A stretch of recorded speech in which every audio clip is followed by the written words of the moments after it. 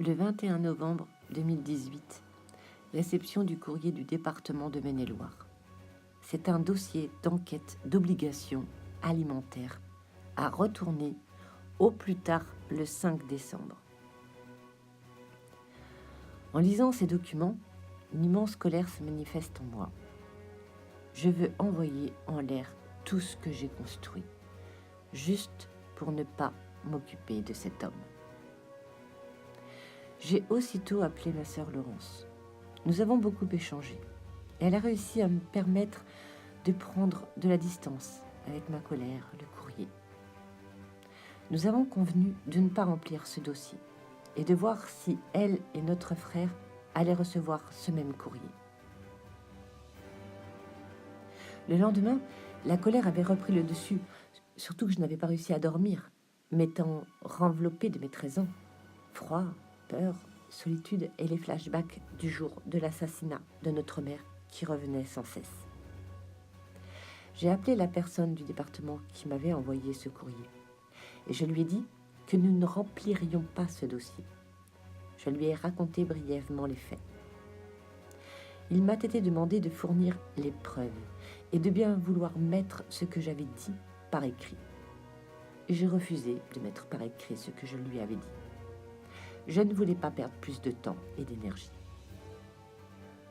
J'ai immédiatement été chercher la coupure du courrier de l'Ouest et l'arrêt de condamnation de la cour d'assises du Maine-et-Loire de 18 décembre 1983. Et j'ai rappelé qu'une infirmière du département avait déjà interpellé notre frère en septembre 2017 et qu'une réponse claire de notre part avait été faite. Il m'a été répondu que nous devrions attendre la commission qui allait se réunir prochainement. J'ai forwardé les documents à Laurence, qui a reçu le courrier départemental le 23 novembre, afin qu'elle puisse l'envoyer par mail sa réponse. Elle ne s'y attendait pas vraiment, mais l'impact du courrier, là, sous ses yeux, entre ses mains, l'a rhabillé de ses 10 ans, de ce jour-là. Notre frère a reçu ce courrier le 24 novembre et a fait exactement la même chose, juste transmettre les 2 preuves que nous possédions en disant qu'on ne paierait rien. Nous parlions d'une seule voix. Il était trop tard pour nous. Le mal était fait. Et avec Laurence, nous avons beaucoup échangé les jours suivants sur tout ce que cela impliquait aujourd'hui pour nous. Il y avait la colère et la souffrance. Cette souffrance qui faisait que nous n'arrêtions pas de penser à ce jour. Le jour où notre mère a été assassinée sous nos yeux. Et on nous demandait encore d'attendre pour savoir ce que nous devrions faire avec cette souffrance et le fait de passer en commission, comme si nous avions fait quelque chose de mal, pour y être jugés. Attendre. Souffrir. Cauchemar. Froid. Peur. Douleur. Cri. Noir. Seul. Séparé. 72 heures après la réception du courrier, nous avons décidé, Laurence et moi, de faire une pétition afin que personne d'autre ne revive ce que nous étions en train de vivre. Car en discutant, une chose est revenue très clairement. Heureusement que nous allions bien tous les 3 là, maintenant. Que se serait-il passé si l'un de nous n'en avait pas fini avec ce passé? Inimaginable, inconcevable de penser qu'un enfant devenu grand pourrait en mourir de ce courrier. Du 24 novembre au 1er décembre, en élaborant notre pétition, en choisissant nos mots, cela nous a permis un temps de ne pas penser à ce qui nous avait rattrapés. Notre passé. Notre collaboration, notre demande qui s'actait par cette pétition, nous a aidés, Laurence et moi, à voir autrement la situation. Et si nous faisions autre chose de tout ce passé sordide, en faisant en sorte que plus jamais un enfant maltraité aurait à revivre son passé d'enfant maltraité.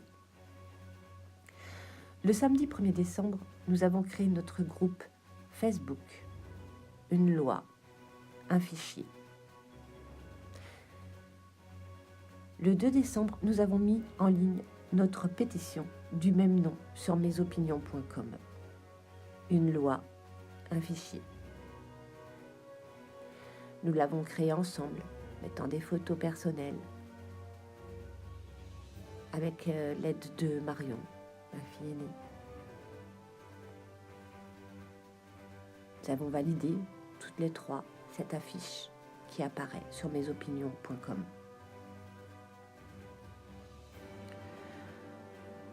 Parallèlement, nous avons créé un Instagram, enfant devenu grand, un Google+, enfant devenu grand, et également un Twitter, enfant devenu grand. C'est symbolique, enfant devenu grand. C'est pour montrer qu'il est peut-être difficile pour des enfants maltraités de devenir des adultes. C'est le nom que nous avons choisi pour représenter ces enfants-là.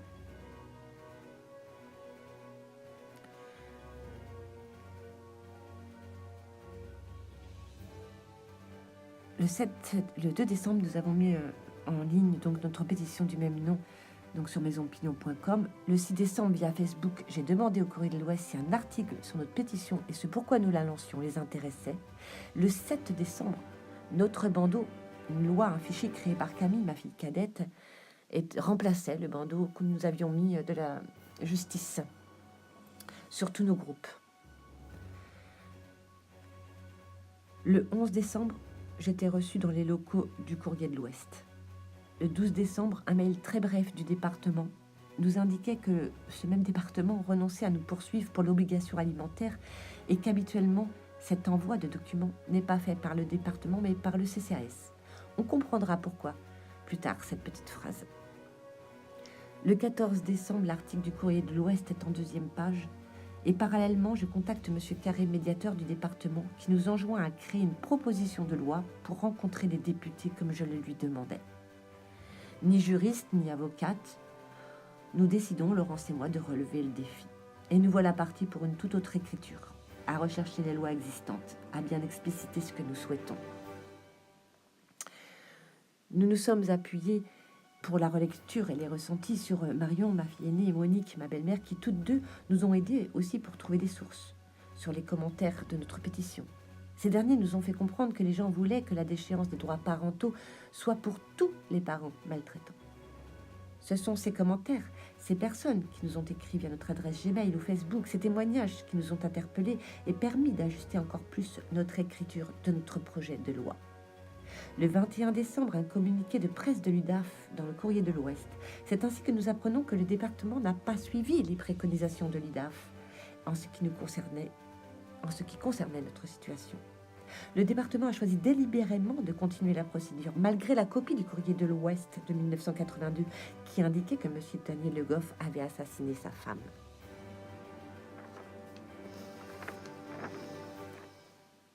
Le 28 décembre, nous envoyons par mail la première ébauche du projet de loi à M. Carré, médiateur départemental de Maine-et-Loire.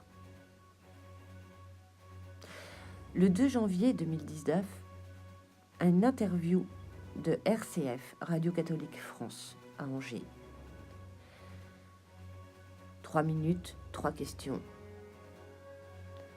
Le 9 janvier 2019, interview du Figaro. Le 10 janvier 2019, interview du Parisien. Le 11 janvier 2019, interview de RTL. Le 12 janvier 2019, interview de France 3. Le 14 janvier 2019, émission de télévision en direct, Crimes et faits divers avec M. Morandini. Le 2 février 2019, interview de Libération qui sort. Le 2 février 2019, dans la revue de presse de France Inter, Nasser Madji s'intéresse à l'article de Libération. Le 18 février, je me rends à Brissac pour y interpeller ma députée de circonscription, Madame Stella Dupont. J'y rencontre Madame Laetitia de Saint-Paul qui me demande l'envoi de notre projet de loi. Le 19 février, l'assistante parlementaire de Madame Stella Dupont m'appelle suite à la demande de rendez-vous faite 10 jours auparavant. Nous lui ferons parvenir également notre projet de loi.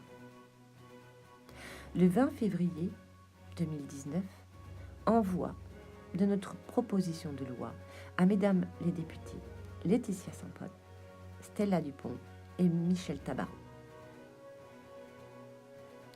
Le 25 février 2019, c'est l'interview de Nice Matin qui sort.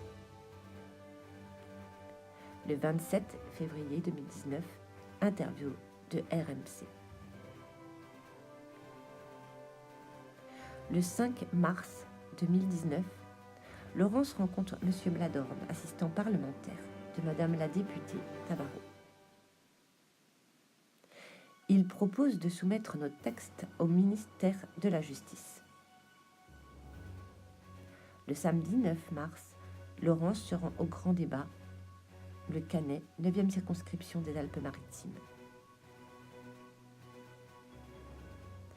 Cela fait 3 mois et demi que nous avons décidé de nous battre pour les enfants d'hier et d'aujourd'hui, afin qu'aucun d'entre eux n'ait à revivre leur cauchemar.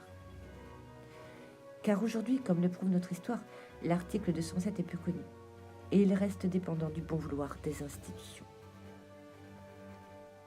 Notre pétition, une loi, un fichier sur mesopinions.com, a recueilli 4 933 signatures. Et nous remercions chaque signataire de soutien d'hier, d'aujourd'hui et de demain.